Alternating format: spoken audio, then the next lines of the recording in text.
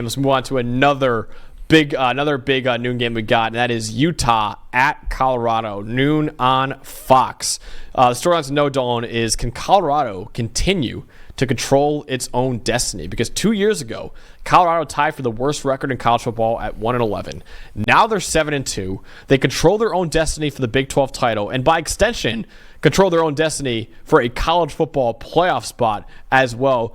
But they must win the remaining 3 games, which starts this Saturday against Utah, who almost beat BYU last week in a 22-21 loss for the Utes. So Utah is still a dangerous team for Colorado to look at here, but Colorado right now controls their own destiny. But if they lose, that opens the door for a lot of other Big 12 teams to maybe steal that conference title game spot from them. Yeah, I mean, you're still talking about Iowa State being right on their heels for the moment, Kansas State with the tiebreaker being right on their heels. If Arizona State were to beat Kansas State this week, we're going to get to that. I mean, they're still sitting there with 2 losses, and you could see a 2-loss team get in the conference title game. But no, you're right. I mean, this is about Colorado needing to take care of business. And I think you're getting a Utah team with a ton of injuries now. The quarterback situation's been what it's been all year. Brant Kuithe, now the tight end, done for the season, you told me. Is that correct? I mean, you're talking about a Utah team that's now, they're beat up. They've lost a lot of close games. They're on a big losing streak lately. They want to buck the trend. They want to still make a bowl game because they're in danger of not even making a bowl game right now. Yeah. I think you're still talking about, look, you can't take any opponent lightly. And we know Kyle Whittingham and Utah, they're going to be ready to play this game just like they're ready to play every week. Yeah, big stakes for both teams, honestly. Obviously, bigger ones for Colorado in trying to get to the Big 12 title game. But Utah's got to win 2 of their final 3 games in order to make a bowl game this year, which they obviously very much want to do. Don, you have the Colorado offense in this game. What should we be looking out for when the Buffaloes of the ball? You know, we've talked about a lot of things with this team, as there's always a lot to talk about with Colorado, and it's something I teased on Sunday during our review show after they beat Texas Tech. And look, we've gone through, okay, we know Shedeur and Travis and the weapons, and then the run defense got better, and then our defensive coordinator figured out the groove, and now all of a sudden they can pass protect, apparently, which might be the biggest development of anything, because what have we been saying for 2 years already is if you protect Shedeur Sanders, he's going to hurt you because to me, he's the best quarterback in the country, right? So last year, the second most sacked quarterback in the country. That was the big problem is we need new offensive linemen, this and that. Okay. They played a pretty much the same rotation of 5 guys up front through their first, 7 games. So I should say 6 games. The last few games, they have gotten in this groove where they're, Deion Sanders earlier in the year talked about, I don't want to just play 5 guys up front. He goes, I want to play like 7 or 8. I want more guys. I want depth. I want to keep guys fresh. Okay, and some teams do that. Clemson's known for rotating guards. There's other schools that do that. They rotate guards, especially on the interior, because at the tackle spots, you're seeing Jordan Seaton, who's becoming a superstar as a true freshman, and Phillip Houston at right tackle, who's been solid all year. He's great in the 70s, solid player. Inside, they're starting to rotate some guys around, and what it's done the last few weeks is just make their pass protection a lot better. Since week 7, all right? I said 3rd on Sunday. We've gone through some review stuff this week. It's all the way down to 5th. I think they'll take still a top 5 pass protection. 5th in pass blocking grade, 3rd in pressure percentage, 9th in knockdown percentage, 16th in sacks. And some of you might go, wait a minute, hasn't Shedeur been sacked a lot lately? This is what's been charged to their pass protection and their offensive line. Actually, most of the sacks that Shedeur has taken lately, we've charged to him for holding the ball too long, right? Because at times he can do that. He moves backwards in the pocket. He's trying to improvise. Okay, their offensive line suddenly is playing really, really well. When you're talking about guys like Tyler Brown, Justin Mayers, Khalil Benson, Kareem Harden, these guys, this is 4 guys rotating at 2 guard spots who are playing really well. And these are some of the guys like Justin Mayers that we've been talking about that they got in the transfer portal before the season. Then last week, you got Hank Zielinski struggling at center, and they put in a true freshman walk-on who was Jordan Seaton's teammate at IMG in high school, Cash Cleveland, and he comes out and has a good day. They said, you know what, put him out there. And Coach Prime talked about,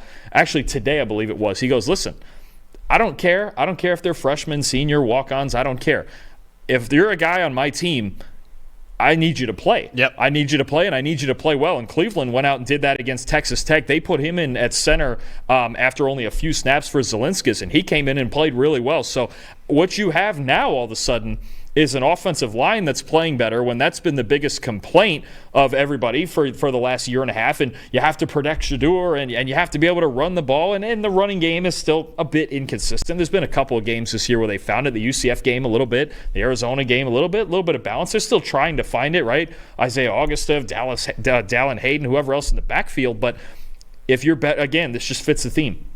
This is so much better a team in the trenches than they were last year. And now if they're going to pass, that's when you're fifth in the Power 4 in pass blocking. That'll do. That's not just good. That's like that will do. That will certainly do with Shedeur and these weapons. And there were times last week when Texas Tech, they sat back, they made him hold the football, but he at least had time to hold the football. And if you have that and you have Shedeur in clean pockets, again, good luck. And you know, obviously this week Utah, they're going to blitz a lot. They've blitzed a lot lately. That's going to be an issue. They play a lot of man coverage. I don't know that they'll do it in this game because I wouldn't man up on Hunter and Wester and all these guys Colorado has, but they may do it anyway. What I do think Utah is going to keep blitzing. Their last two games they've played against Houston and BYU, they've blitzed on 2/3 of pass plays. They're just going with it now. They're just absolutely going with it, and they're going to make quarterbacks get rid of it in 2 seconds. So do I think this is a unit that is going to be a key to protecting them against all these blitzes? Yes, but they're playing really well lately, and Colorado should have faith that they can protect Shedeur. And Don, the reason why they're blitzing so much too, this is not the Utah front seven that we're accustomed to, right? They've lost big-time players like Jonah Ellis, obviously. They're 70th in pass rushing grade right now. They need to blitz to get any sort of a pass rush going against Colorado, especially in this game. So you go from one school that has arguably the best quarterback in America in Shedeur Sanders, or at least one of them, to a school in Utah that just really struggles to throw the football right now. It looked a little bit better against BYU last week with Brandon Rose playing quarterback. He had like a 70 passing grade in that game. But it's no secret that this season overall, Utah's had immense struggles throwing the football. They have the worst passing grade in the Power 4 at 48.5 this year. And 2 of their top 3 pass catchers, tight end Brant Keithy and wide receiver Money Parks, are out for the remainder of the season with injuries. So you already have a massive issue at quarterback with Cam Rising obviously being done for the year as well. And then you lose 2 of your top 3 weapons too. Really, they have to rely on Mekhi Bernard and a dominant offensive line for any offensive production they can find. The Utes, I will say, they are 6th in the Power 4 this year with a 77 run blocking grade. The player to know in that aspect is Spencer Fano. We've talked about him a lot before. He's a true sophomore right tackle for Utah. He currently leads all Power 4 offensive linemen this year with a 91.6 run blocking grade. And Bernard, while obviously he's had a really good offensive line blocking for him, he's also done a really good job of creating on his own this year. He has 603 yards after contact. That's 11th among Power 4 running backs this year. In years past, this would be a huge issue against Colorado. But with all of the additions in the transfer portal, I also saw a great quote from Deion Sanders in his press conference today where someone asked, Deion, what changed from last year to this year? And he goes, the roster. He's like, look at the guys we brought in. Like that was his answer. He's like, the roster. Yeah, that's the difference this year. They've really shored up their run defense this year, Dawn. They have a 39th best run defense grade this year. They were 122nd last year. And they're even better in coverage with a 23rd best coverage grade. And with Brant Keithy and Money Parks out, and I understand we've got on Robert Livingston before playing a lot of single coverage. But in this game, I think you can afford to stack the box against Utah, play a lot of one-on-one coverage with your great corners that you have in DJ McKinney, Travis Hunter, obviously, as well, and Preston Hodge, and all the other guys they have there as well. I think they can stack the box, play single coverage on them, and force Brandon Rose to beat them against a depleted group of pass catchers that Utah's got right now. It feels like without Keithy now that Dorian Singer is Utah's only legitimate weapon. Yeah. And Money Parks, too, is out. Yeah. Right, yeah. I mean, they're just running out of guys at this point. They already struggled to throw the ball. They're running out of guys. I think in the run game, we talked about in the review show, I was so impressed. I've been impressed with them all year. I was so impressed with how Levante Bentley and Nikai Hillgreen tackled Taj Brooks in that game against Texas Tech. Similar idea here. Big running back who wants to run through contact. If they can tackle the way they tackled Taj Brooks for at least 3 quarters in that game, I think Colorado's in a really good spot. The big thing, too, is Utah, known for a lot of zone blocking schemes. Those 2 guys are going to have to beat the offensive lineman like Fano to the spot at the second level, or they're going to have a problem. So I think this is another game where I've been spotlighting Colorado's linebackers all year, but this is going to be another game for them where they're the guys who have to be more physical. They did a great job of it last week. We knew Taj Brooks was the biggest concern with Texas Tech, even for as much much as they throw the ball. You let Taj Brooks get going for 200 yards, you have a problem. But they shut him down at least for the first 3 quarters in that game, and that made the difference. And I'll give Utah credit here, too. Like, Texas Tech was only 70th in run blocking grade this year. Utah is a lot better than that. So Utah, not only do you have a great running back in Mekhi Bernard, but you have the 12th best run blocking unit in college football as well. The one time these two linebackers did kind of lose the battle was against Kansas State. And that's a team that now they run all their gap schemes and they get to the right spots and execute. But that's a big thing that gets forgotten. It's not only about tackling backs. It's about those linebackers beating offensive linemen to the spot, getting the proper angle, getting over the top. All those things are going to matter in this game. Now, I think they've been doing, for the most part, a great job of it. It's just another challenge in front of them, and it's going to be the biggest one in this game on defense. Definitely. So, Dalton, ultimately, will Colorado continue to control their own destiny in the Big 12, or will Utah open up the door for some other teams in the conference? Yeah, see, I think they're going to be fine. I think they have more answers for the blitz packages between Shedeur and him and his knowledge of defenses. They have more weapons than BYU does, because BYU, they've got Chase Roberts, they got Darius Lassiter, but they don't have a ton of speed at receiver.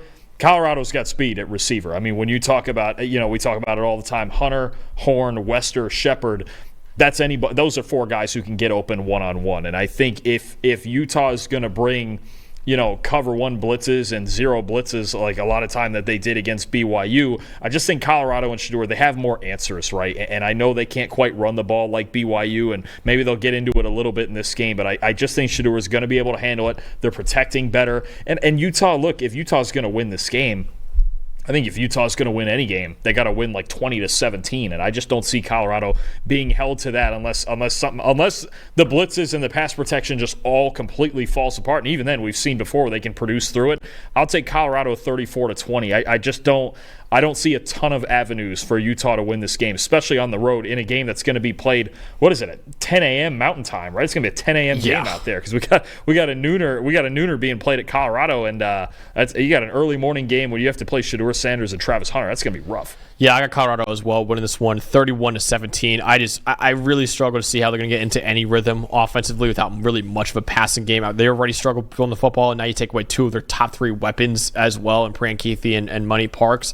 And then defensively, Dalton, I mean, Shedeur Sanders and those weapons that he has are pretty much too much for anyone to handle, any defense to handle, let alone one with an average pass rush and an average secondary. Utah right now is 57th in the country in coverage grade this year. So an average pass rush and an average secondary against Colorado, it's not a very good combination, honestly. So I got Colorado winning this one 31-17 and continuing to control their own destiny in the Big 12 and the college football playoff race as well. Hey, thanks for watching another episode of the PFF College Football Show. Please make sure you guys subscribe to the channel. Also, subscribe to PFF Plus at subscribe.pff.com for all of the same data and grades that we use in our show, plus fantasy tools, betting tools, and our mock draft simulator.